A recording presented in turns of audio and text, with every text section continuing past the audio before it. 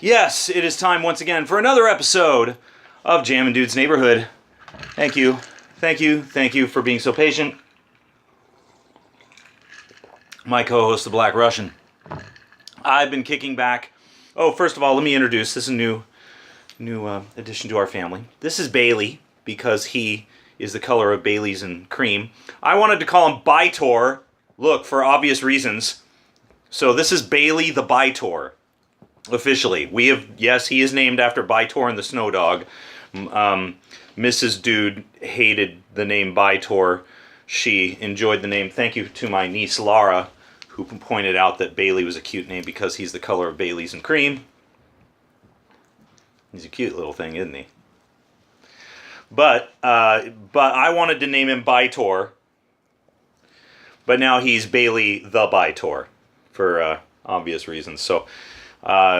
For those of you who watch the show regularly, Gertie, who was the lab mix, who was in the theme, who was in the introduction video, she passed away a little over a month ago, and we were very saddened by that loss.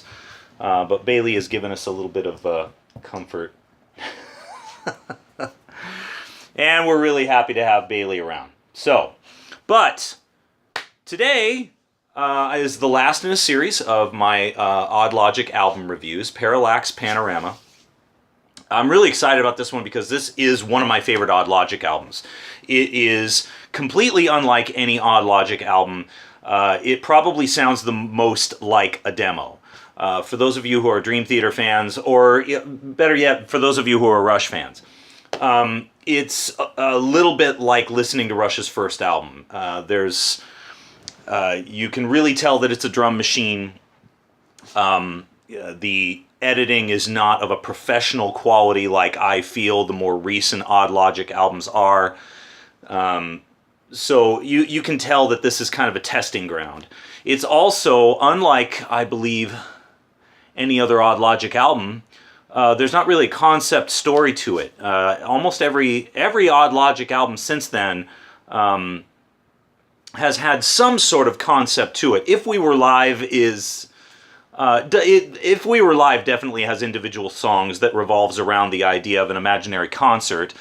So that would be the closest thing that Odd Logic ever came to having individual songs on an album. All the rest of the albums, the Monta albums, Penny for Your Thoughts, Effigy, they all revolve around a larger story. And even Over the Underworld revolves around the theme of the movie Underworld.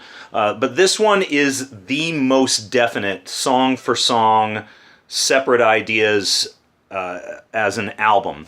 And I really like that it reminds me of Dream Theater's earlier work in the sense that, you know how Dream Theater got very, very metal later on, but when they started off with, when Dream and Day Unite and Images and Words, it was a little bit more of progressive rock and metal mixed with some pop song structures, to a certain extent, on and off. But, and I'm keeping a list of the song titles. This is another one for which, to the best of my knowledge, there are no hard copies of Parallax Panorama in existence. However, the digital copy of this album is free, and I will be placing a link to that on this video. So if you want to download this album absolutely free of charge and get some of the most amazing progressive rock you've ever heard, you'll be able to do that here. So I pull up this list just so I don't forget the order of the songs. We start with more of an intro track, Broken Fantasy, which leads straight into the first proper track, Backfire. It gets things rolling. Now, what you get on this album is a lot more of the, as I said before, a little bit more of verse, chorus song structures, but you still have the playing that is involved more in progressive metal and some really great over-the-top metal riffs. Sean Thompson is absolutely a master at coming up with these monster progressive rock riffs Like you get these amazing things. You know how the beginning of like Metropolis Part 1 from Dream Theater can just really hook you in with these great bouncing riffs that just hit you in the face. And Sean Thompson is a master of writing those types of things. So Backfire really works on that level, grabs you in right away. Then All On You backs off to a little bit more of just a straight ahead rocker. I like that Backfire really gets you some teeth and meat right away before then kind of just settling in with All On You, which I have a tough time with this album trying to figure out what my favorite song is. This is one of those albums where just about every song has taken a turn being my favorite from the album for different reasons. Track 4, we get into Apartment A, which is obvious. This is the one where I'm really happy. This could have been a serious radio hit. This is Apartment A is like the love song, and it reminds me a little bit of Journey.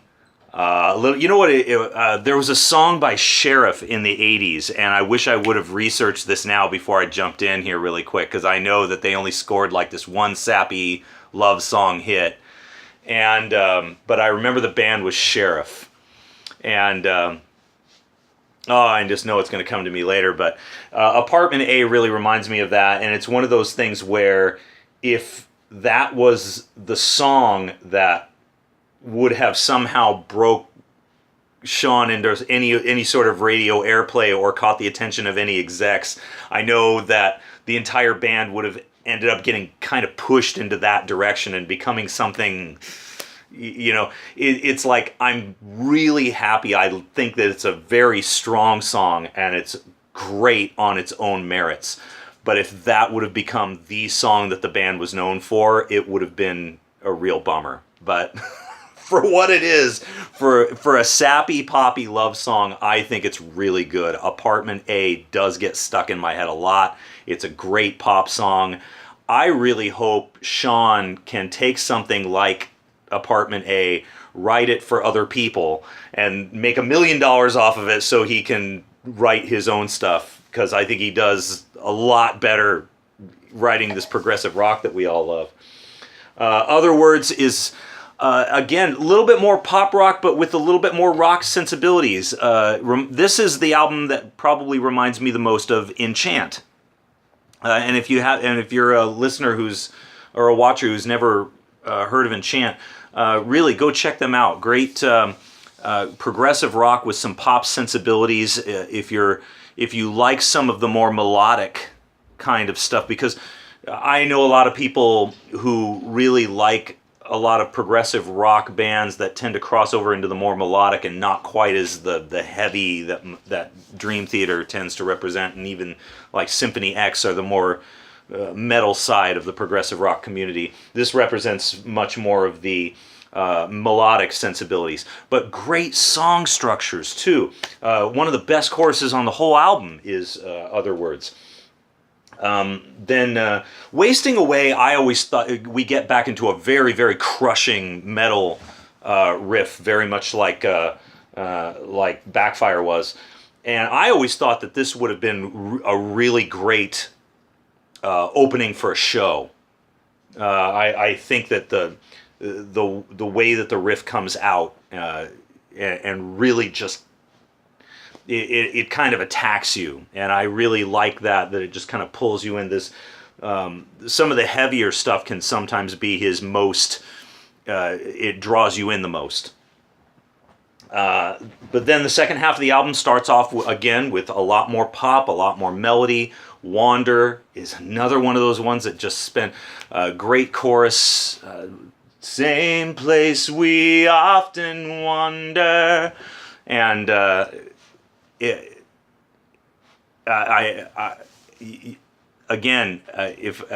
wish I could just play each and every one of these for you and just make you guys listen to what a great band this is, and how they can just really straddle the line between the melodic and the metal. Miracle, more of the same.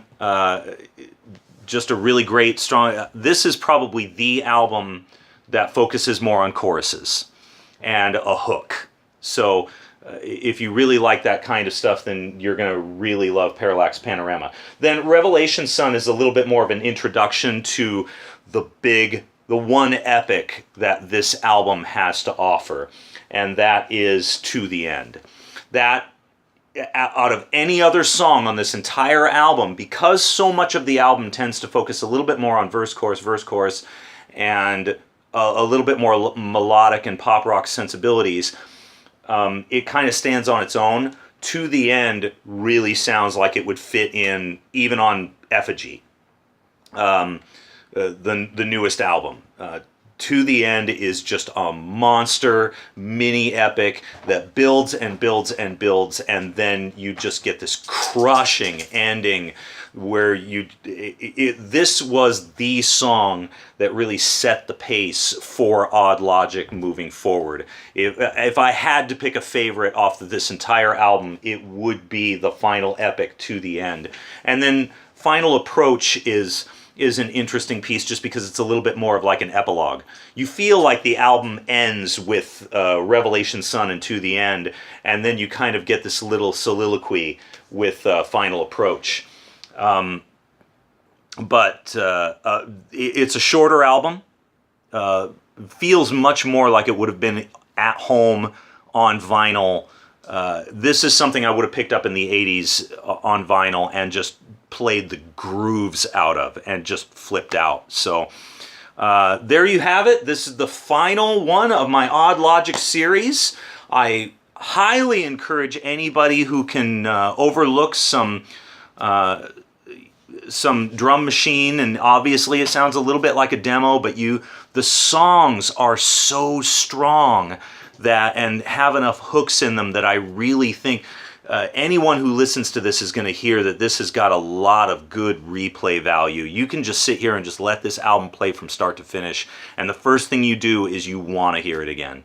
So I encourage everybody to download it. It's free. Check out Odd Logic, Parallax Panorama. I'm not sure what's coming up. I've been toying with the idea of doing a Rush album review series. It's been a long time, and I feel like that's something that could keep me busy for a while. And you know, I probably wouldn't even have to listen to the albums. I've memorized them by now. I've been a Rush fan for so long. It's probably been 35 years.